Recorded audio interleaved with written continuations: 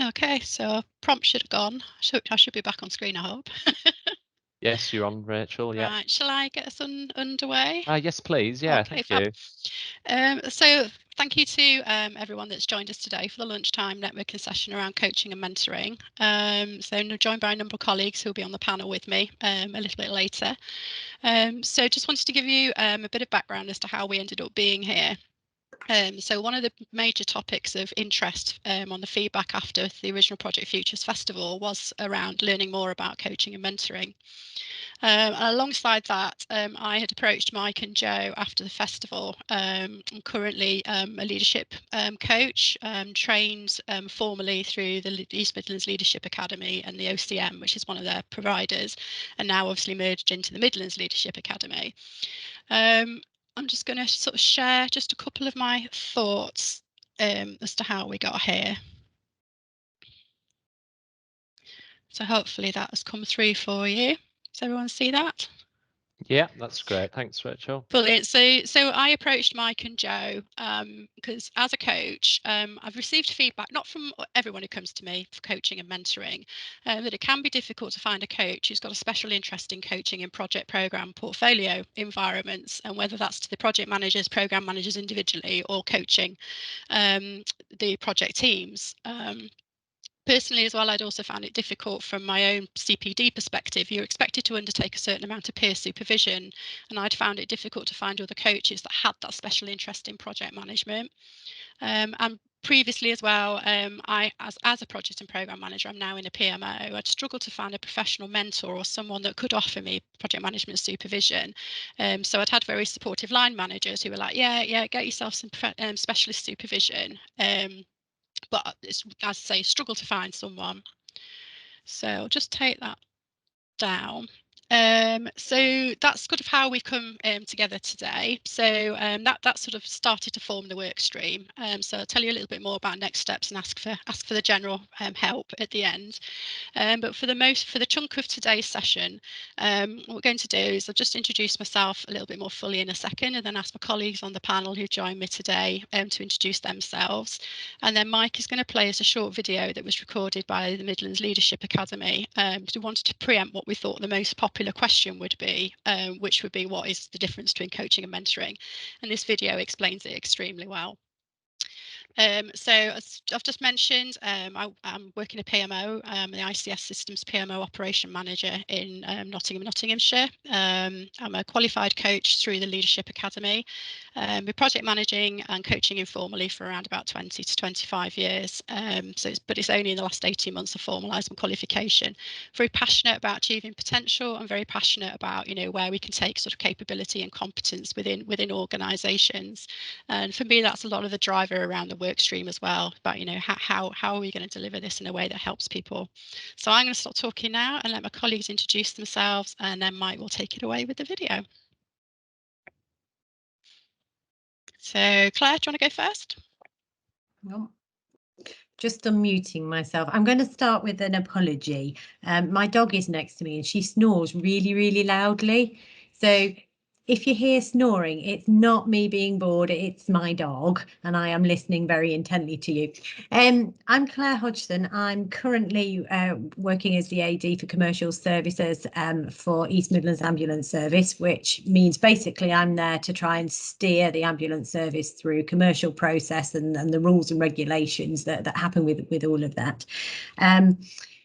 Like a lot of people, I fell into project and program management by chance. I'm a qualified speech and language therapist. I naively thought I could do more good for my communities by becoming more senior and managing in the NHS and trying to fix the big problems. I'm not sure that's true, but that's led me to quite an interesting career of picking up projects from, I think my initial program was working in the cardiac networks and trying to pull the cardiac network team together and deliver the cardiac program in Berkshire, right through to managing closure of significant commissioning support organisations, working for NHS England.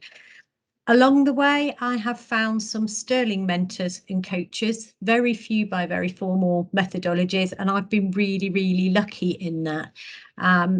And there's a little bit of me, therefore, that goes, that's brilliant. I've had a great time. I've met some good people and I want to pass some of that back and hand that on. But then it makes me ask the question, should I have been lucky, or should that just have been something that was just generally more available to people? And you know, we shouldn't have to rely on the fact that I happen to have a couple of good directors along the way that I've maintained relationships with and still act as my coach and mentors today. And hence my reason for being here, because as with Rachel, it's really tough to find mentors and coaches that have a specific program or portfolio background or knowledge in that area. So really keen to do anything I can to try and make that journey a little bit smoother for other people. I shall leave it there.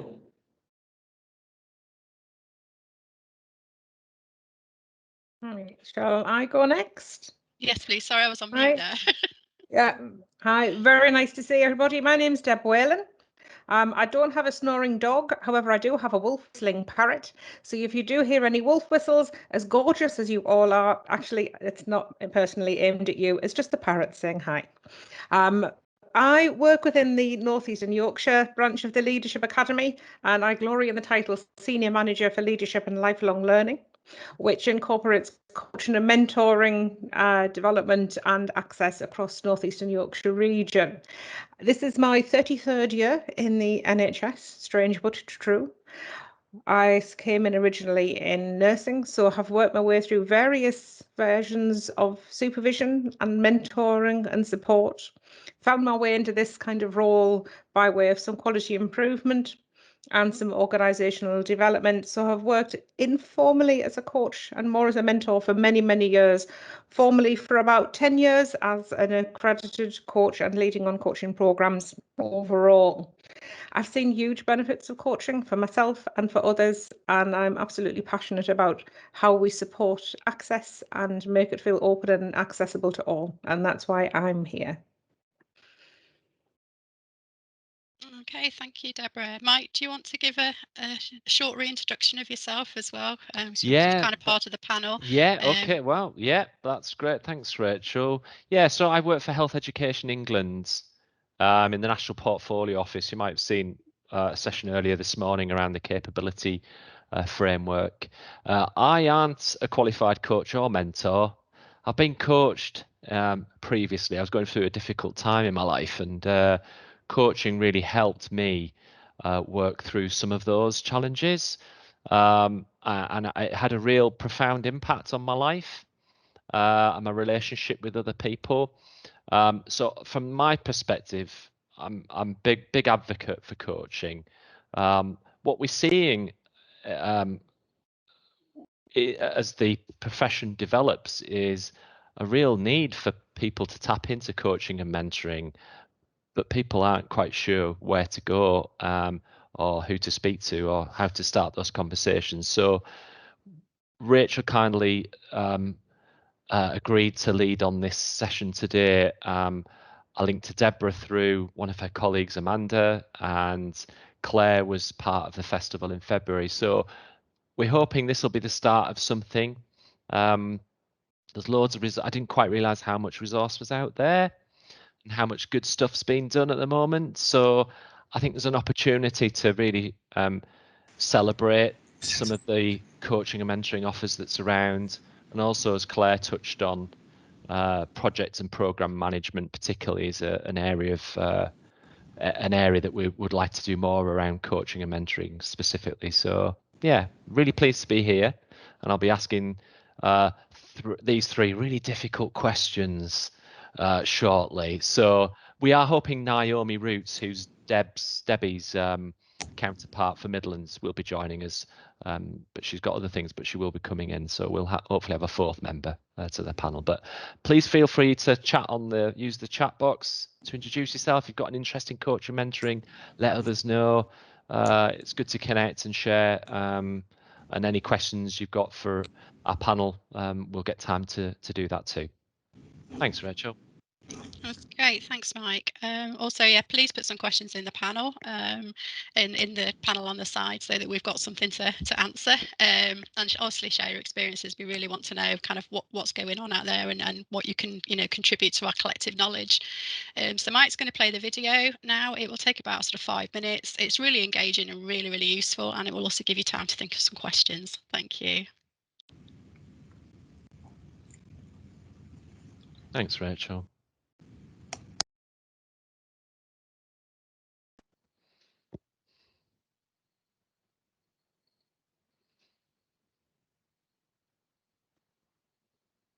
If you work in health and care, you may find it useful to look at coaching or mentoring and how these can be used to support you to be your best self and reach your full potential, both at work and in your everyday life.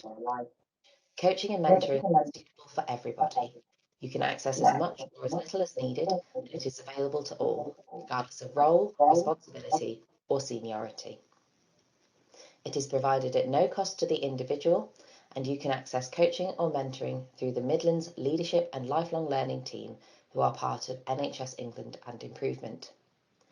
There are a diverse range of offers that cater to all needs, and we will endeavour to find the right coach or mentor for you. Wherever you are on your personal journey, there is always something we can do to support you, and coaching and mentoring are great tools that can be used either alone or to complement other development.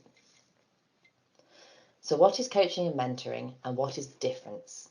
Let's start by looking at coaching. Coaching takes a holistic view of you as a person and is about more than just work. It is based on the idea that you are the person who best knows the answer to your problems, and rather than offering advice or solutions, coaching uses questioning techniques that enable you to think things through and to arrive at your own solution. The agenda is set by you, and you can use as many or as few sessions as is useful and revisit any time. You may wish to access coaching for different reasons and at different points in your personal development journey. Some of the things that people bring to a coaching session are starting a new role and developing self-confidence or tackling imposter syndrome, wishing to become more organised and better at time management, feeling stuck in their career and not knowing what to do next, tackling a particular challenge in work or everyday life that feels overwhelming and breaking it down into manageable pieces. Coaching is above all a supportive tool that helps you in the here and now, unlocking your potential and supporting you to move forward towards achieving your goals. If as part of your lifelong learning journey, you are interested in learning how to become a coach and have coaching conversations with others, there are multiple paths that you can take. You may want to start by developing some basic skills to be able to have better conversations at work and in everyday life. Some of the ways these skills are useful are having better conversations with patients or service users, empowering them to make shared decisions on their care that best suits their needs. Helping colleagues, family members or peers to think through the challenges they are facing and come up with their own solutions. Better delegation or division of workload, empowering others to take ownership rather than doing the heavy lifting on shared or team projects. You may decide you want to learn more and gain a deeper understanding and skill set, so you may wish to do a formal qualification in coaching. These are set at different levels and can be taken as a standalone or as building blocks, from an introduction to coaching at director level. Some of the qualifications we offer will enable you to register as a coach on the Midlands Coaching Hub and use your skills to help health and care colleagues maximise their potential and gain more confidence and self-awareness, as well as helping them to work through the challenges they might face. We offer support and continued professional development to all our coaches, as well as the opportunity to connect with other coaches and share and discuss their experiences. Now let's look at mentoring. Mentoring is usually more specifically career focused and is a relationship based on the mentor sharing their expertise and knowledge which has been gained through experience. Mentors are usually someone who is in the role that the mentee wishes to do, such as a nurse who may seek mentoring from a matron, or an aspiring executive seeking mentoring from a member of the board. A mentor is someone who can help guide you through your career journey. You can access mentoring as many times as you wish. Some reasons people access mentoring include wishing to progress in their current field of work, deciding on a change of career direction, starting a new role and needing support and guidance, returning to work after a break or coming out of retirement, addressing challenges they might face at work due to being from an underrepresented group. Have you thought about becoming a mentor? If you feel you have knowledge and expertise to help colleagues to develop their careers through becoming a mentor, we can support you with training to do this and enable you to register and use these skills to help develop your health and care colleagues so they can reach their career potential. This applies across all roles from junior levels to mentoring senior clinicians or directors. In just the same way that coaches have support, we offer support and continued professional development to all our mentors, as well as the opportunity to connect with other mentors and share and discuss their experiences. If you would like to find out more about accessing coaching and mentoring or training in either of these skills, please visit us at our website.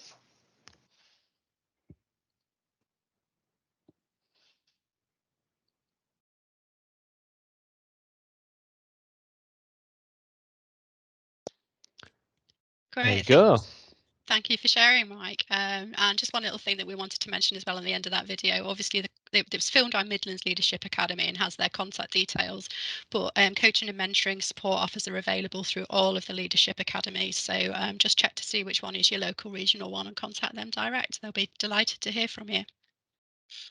So, Mike, have we got any questions? We do. We have a few prepped. So we'll run through those. Feel free to put your questions in the chat or raise your hand, whichever you feel most comfortable with. So the starting point, what do you see as the benefits to coaching and mentoring from your experience? Deborah, I'm going to come to you first, if that's okay. Yeah, thank you, Mike. The benefits they're as varied as there are people in the world. Because people will come to coaching or mentoring from a different place and for a different reason and with a different outset in mind. But the real benefit is that if you're working with a coach, that coach is going to come from a position that you are the person with the resources and that you are the expert in your situation and will work with you and present you with questions to help you untangle your thinking and work towards your own solution. And from that, you take your own learning and your own development. And I noticed there's some things popping up in the chat box around imposter syndrome. We've all got that imposter syndrome voice that kind of occasionally whispers in your ear, but more often screams loudly and drowns everything out. Coaching can really help with that. It gives you a different voice to listen to.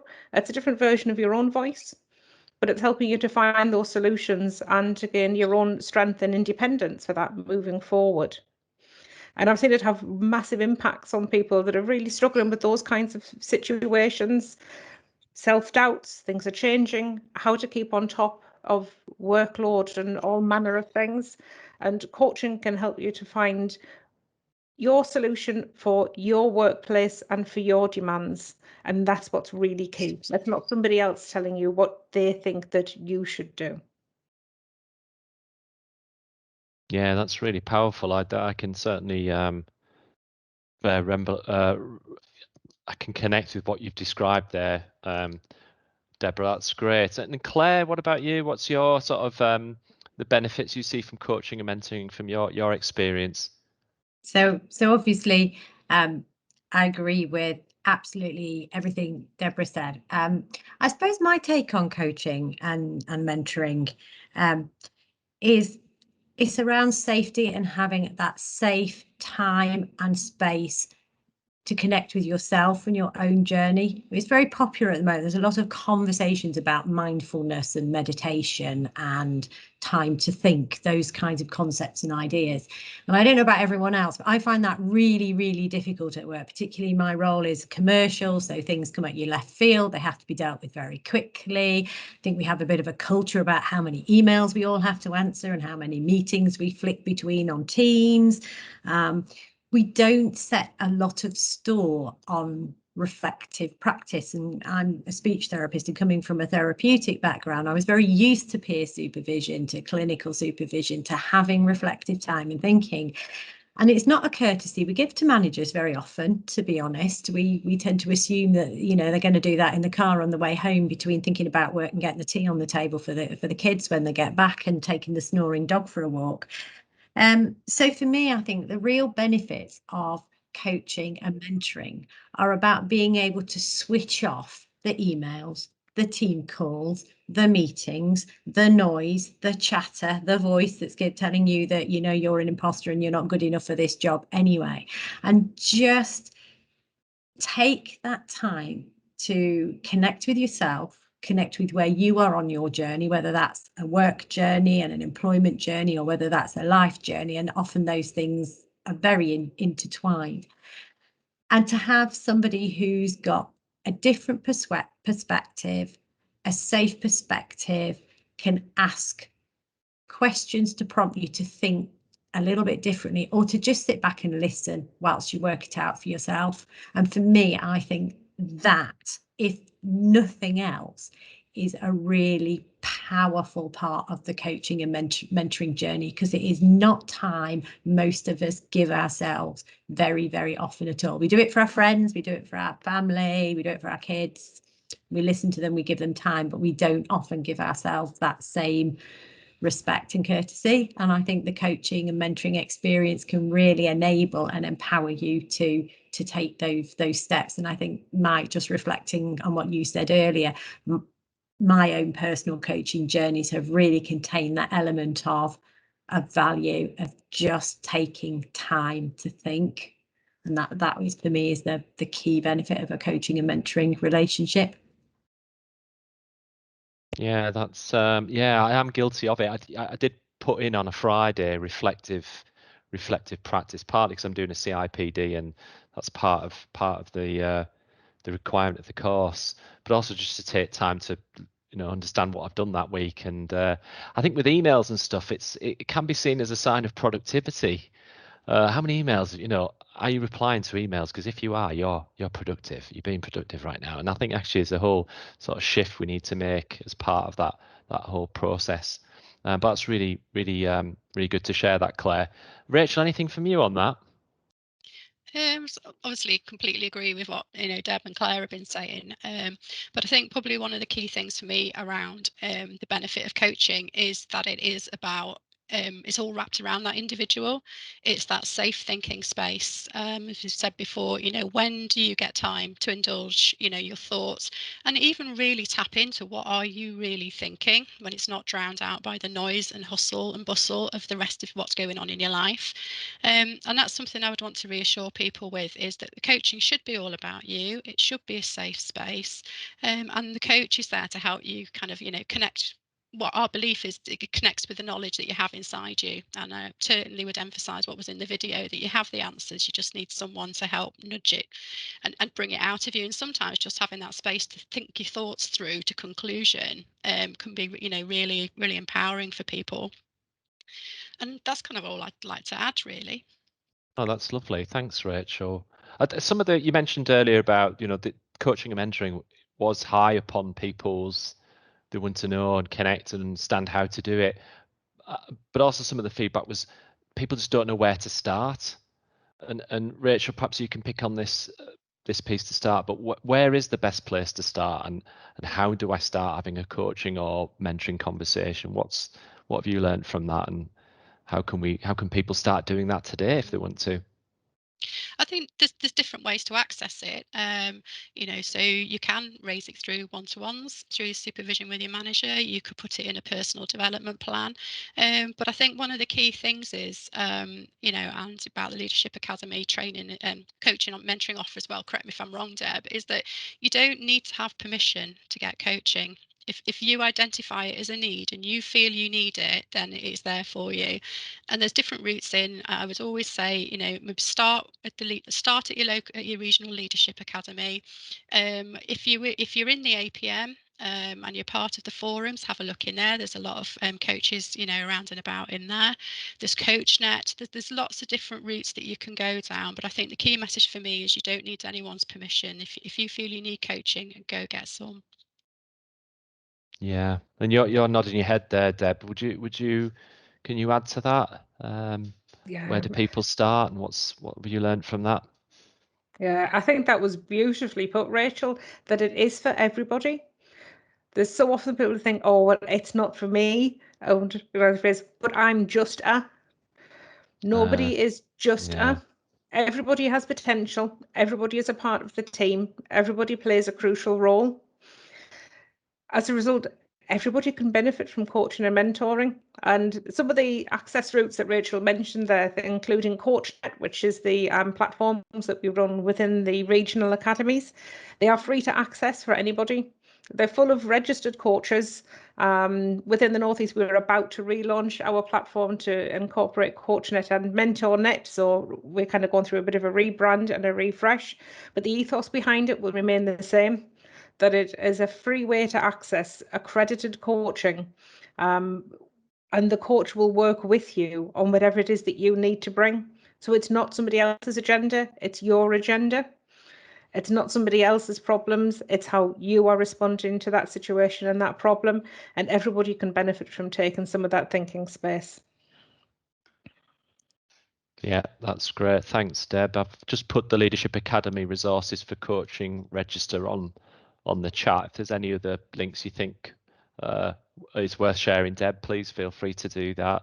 Claire, anything from your end on where's the best place to start for people, and what advice you give to someone wanting to do that?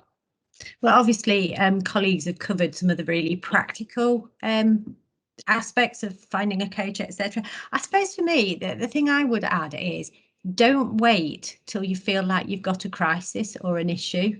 I coach a lot of people who are really in a good place in their lives, but just want to be somewhere different or want to improve a skill or whatever. So don't feel that you can only go to coaching because something is difficult. A challenge can be a really positive thing. And actually, if you think about people who are, being coached for sport, for the Olympics or whatever, they're really great athletes, and they must know a lot about being an athlete in their sport and their diet and their health and the management, but they still have coaches, because the coach can ask the right questions, can point them in the right directions to take those individuals to the next level. So I suppose my thing would be, don't wait till you feel like you have a difficult challenge or that something is hard or in a negative way. Coaching can start from a really positive and how do I get better at thing. And I guess the other thing is just about being curious. There are a lot of coaches out there. There are a lot of people wanting to be coached, mentors, and people wanting to be mentored. And we make rapport and have connections with people in very different ways. And so find the right person. If you try one coach and it doesn't quite work for you, that's okay. That's part of the learning. That's part of the journey too. Don't write off coaching and mentoring. Go to the next person, find somebody else, because it is always about the human connection and the human relationship. So I think that's all I'd add. That's a good thing to add, that, Claire. Thanks very much. Just looking at the chat, there's a couple of questions there. Mina, can I ask, is there any questions or anything that people are thinking about you'd like to ask the panel? Yeah, sure. It's been a very insightful discussion, and we've got a question from Inka. Her question is, how do you help create an atmosphere of ease and space with a mentee who is very senior, has a very high demand on your time and attention? So I would put this to the panel. Yeah, that's a good question. Who wants to go? Who wants to ask that? Who wants to answer? Have a go answering that one. I don't mind, because I can kind of talk go ahead, about Rachel. the approach that I take. So at the beginning of any coaching relationship, there is the getting to know you and do you work for each other. And at that point, there's something that we call a contracting process. Now, it doesn't necessarily mean that you've got pages of things that you need to all sign your life away on, but part of that contracting process is around an agreement for the commitment. So you will commit as a coach, but then there's also the expectation for the commitment from the individual. So different ways that I've found of getting around with this demand on time when I've, coached directors, executives, sort of senior leaders, is finding that time slot that they're actually able to commit. And sometimes sometimes as a coach, that means you have to be flexible. So I have coached in the early evening so that they're able to be away from distractions. When we were all very office-based, one of the things I would always suggest would be people are not coached in their own workplace, that they physically remove themselves, and it helps to remove their mindset as well. You know, the usual, you know, try not to be checking your emails, you know, switch your phone off if you can. So the coach can do a lot of things to create, you know, that sort of space. But, you know, we always emphasize, you know, that there is a commitment, you know, that's needed from the people that are being coached. Stuff happens, you know, can't always control it, but it will often be part of the contracting process. Great, thanks, Rachel. Is Naomi, are you on the call? There is a Naomi Roots. Is Naomi with us? No, that's fine. Okay, that's great. Thanks very much for your question. Hopefully you've had some insight there from Rachel. Mike, can I just add yeah, something go on ahead, that Claire. question? Yeah, Is that course. okay? Because I Yeah, think of course it is. Yeah. Another element of that, as I think the question asked about coaching somebody senior with the, and perhaps I picked That's up right. the nuance that they may be more senior to you. And I think there are just a couple of things that I would say about that. A coaching relationship or a mentoring relationship between the coach and the coachee, the mentor and the mentoree, should be one of mutual respect. So you're both bringing skills, and it shouldn't. I know we're human beings, and it does. And no, I wouldn't personally coach my own chief executive for all sorts of reasons. But it should be about recognizing that you're each bringing something to the agenda and in the room. And if the person you're coaching is not recognizing your contribution, then it's probably not a coaching relationship that's right at this point in either of your journeys. That's just one thing I would say. And the other thing is that there's a concept called reverse mentoring, which I think is becoming increasingly popular, which is where actually more senior people will deliberately seek out, I want to say younger, I'm not sure if I'm allowed to say that, but more junior colleagues. So, and that can be for really, really specific reasons. So there is, for example, a huge gap in the digital agenda. So, you know, older people like myself, or perhaps might be digital tourists. So we come and we do use technology, but we weren't born and brought up with it. So we visit technology and we disappear again. My son absolutely lives in the digital world, and his whole life revolves around this strange space that I just don't understand at all. But there's so much I can learn from him about operating in this new world that is as real to him as my you know, three-dimensional world it is to me. And so I think there is quite a start, the emergence of this idea of reverse mentoring, particularly around that digital agenda, because the generation, the demographic and the generational gap is so different in terms of experience that I think folk that have been at work for many years really recognise the need to tap into that really, really different perspective on life as well. So I think that's just another. Yeah, lovely. No, HE have only just recently commissioned reverse mentoring. I'm really looking forward to understanding how that works in practice, but yeah, really excited about that. So yeah, from what I've researched and read on it, it's a really powerful way of getting different demographics to collaborate and work together and communicate and things. So it's it's not just about mentoring or coaching up, is it? It's about coaching down, but more coaching and mentoring up as well. So thanks for that, Claire. Yeah, can I just add in about that approach to mentoring, Mike? Within the academy, we're actually moving away from reverse mentoring and into reciprocal. Reverse mentoring can lead to actually increasing the power imbalance, which interests me. There was something within the question which Yinka posed. We were just thinking, if you're in the position where you're acting as the mentor towards a mentee that is more senior, then there can be that imbalance of the relationship, and that there's less of the give and take and just lots and lots of take. Can lead to some people feeling really quite vulnerable and exposed as a result of that. So we're moving towards reciprocal mentoring, and within the field of reciprocal mentoring, we refer to learning partnerships. Okay. So that there is a duality and there is a connection, and how people are supported through that. And it's particularly being used around trying to impact on changes within organisational culture. So looking at how can we work with organisations to work towards an inclusive, compassionate culture, and using reciprocal mentoring as part of the springboard to start the conversations differently. I've never come across it, but I've just done a little search. Yeah, Reciprocal Mentoring for Inclusion program Yeah, at the that's the NHS one. Leadership Academy. I'm going to share that. That's really interesting, that, Debs. I've never come across that before. So that's very new then, is it? Or has that been going for a while? It's just launching. We're in the process of just launching with our Right. Wave 1 organisations. It was launched, interestingly, as an Yeah. executive development. Okay. Which was an interesting way to position it, but Yeah. don't get me started on that one. But it is, because it is a culture change program rather than an individual leadership program. That's why it was positioned on that way. It confused a lot of people. People were trying to apply as individuals as a result, but actually the applications needed to come from organisations at board level to be a part of this. So it can feel a little bit inaccessible because of that, but keep an ear to the ground. And if you can hear that your organisations are a part of that and a part of Wave 1, you can ask to be one of those first learning partners, to be a part of that and to support yourself. If anybody wants to drop me a line to find out organisations, I'm more than happy to give a little whisper in your ear and point you in the right direction.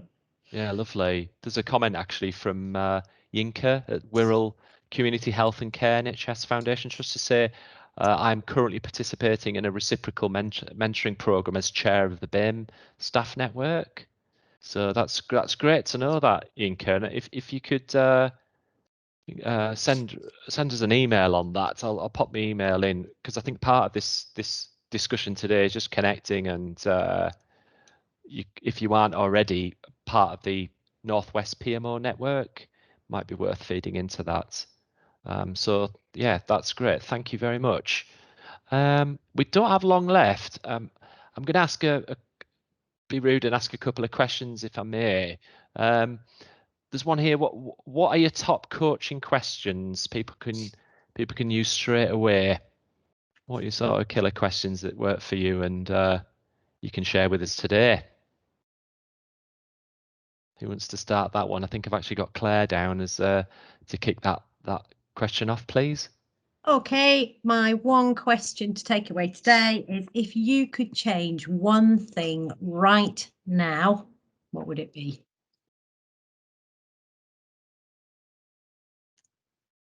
Powerful. Could you type that in the chat, Claire? And what about you, Rachel? What's your top question? I suppose my top question is, people quite often find it difficult initially to sort of set their goals and to think about, sort of the scope of their ambition. So one of my top questions is often, what if you were being bolder in your thinking? So it's a good way to encourage people to just, think a little further. I'm also a big fan of embedding habits. I'm a big fan of the book that's currently doing the rounds, Atomic Habits. So one of my other questions I often use will be, what one thing are you going to do in the next week that will reinforce to yourself that this goal is important to you? Oh yeah, that's a good one, isn't it? Really makes you think on that one. I probably need some time to think about that one if someone asks me that. Is that part of the process in coaching? That these questions are designed to... Yes, yeah. Yeah, right. Okay, Yeah. yeah. And that's one of the things we do. We're not afraid to use silence to give yourself time to think. Right, excellent. So Atomic Habits, I'm going to share the link to that one. And thanks for that, Rachel. And Debs, anything from you on top questions that work for you and you can share with the team? Yeah, kind of top question for me. It's almost kind of like one of the starter questions with somebody. Somebody comes and goes, "Oh, I've got all of this happening. Oh, and I have to sort out X, and I have to do this, and I have to do the other." One of the first things that I want to know is if this is really their goal, or if it's actually somebody else's goal that they're fixing for them. So one of my first questions is, on a scale of 1 to 10, How important is this goal to you right now? And if their answer is less than 9 or 10, odds are it's not their goal, it's somebody else's. And it's breaking it down to find where does their personal goal sit within this bigger, wider goal to help them to get that purchase and to see that impact and moving forward. Yeah, I like that. Right, okay. These are great questions. But Rachel, Debs, please pop those in the chat if you can. That'll be really useful. I've shared that Atomic Habits. Yeah, they're great questions to start using. Is there any advice you'd give to anyone today if if they're aspiring to be a coach or mentor? Is there anything you'd like to share on that? Any advice you could give to aspiring coaches and mentors? If you have the passion, follow it and just go do it. Start at your leadership academy. You don't have to do the full shebang of the OCM qualification, the ILM qualification. Start on some of the shorter courses about becoming more coaching in your style, more coaching as a leader, more coaching as a manager, and go from there. See if it's for you. But we need more coaches who think like that. So if you fancy the idea, try it. Great, thanks, Rachel. Claire, anything from you on that? I think recognise the skills that you already have, and like Rachel, I would say if you're interested at all, just do it. Just pick some books off the shelf. There are lots of them out there. I love Nancy Klein Time to Think because I think she only uses about 3 questions, so they're quite easy to learn. But actually, we're all human beings. We all have an ability to listen. We all have an ability to be curious about the people we share our lives with. So the same thing, really, just get going, follow whatever route works for you and get started. If you just think of 2 questions that you could use in a conversation with a member of your team or a member of your family, you're starting to coach. So don't be scared. You can't get it wrong. Whatever you ask, there will be an outcome, and the person you're with is as responsible for that outcome as you are. So don't be afraid. Just start. Great, thanks very much, Claire. And Debs, anything from you? Yeah, I would wholeheartedly agree with the rest of the panel. Just do it. If I said if you're going to kind of dip a toe in the water and you're thinking, I want to know more about coaching, I want to know more about mentoring. Clearly, the parrot really wants to know more because he's decided to join in. Just try it on for size. Get yourself a coach or get yourself a mentor. It's the best way to find out about it is just to do it. But if you're thinking, how do I start to adopt a coaching style? How do I have a coaching conversation? The most important thing you can do is stop talking and start listening and really hear what the other person is saying to you. That's great. Thanks very much. Really insightful stuff. So we're about finished. Rach, I'm going to hand to you to just kind of tie things up if that's okay. But I just want to take a moment to thank all 3 of you for your time, effort, and passion and experience and everything you've shared with us today. It's been fascinating, and I'm sure once this video is shared with the wider community, we'll have more questions. Yeah, so thank you from me and the rest of the team. Rachel. Thanks, Mike. So I'm just going to shoehorn in one last slide before we put up the final code for you. So in terms of the work stream, as I mentioned before, that I'm a lead on the work stream. So just on this slide, which obviously will be in the recording, there's just an initial outline there of some of the things that we've thought about the work stream could look at in terms of coaching and mentoring, about how do we find a way to highlight and route people to where they need to go. How are we going to link coaches together, maybe a coaching special interest community practice with project futures, and sort of thinking as well about mentoring. We're very, very early stages in the work stream. So one thing I did want to say is ask the question, what's missing? How can you help? Do you think there's something that you can offer? My contact details are there, so feel free to email me or contact Mike or the project futures team, and let's see where we can go from here. I look forward to hearing from people. I hope you found today's session really helpful, and thank you to my colleagues for coming and sitting on the panel. And I'm now going to share your Stalwarts reward.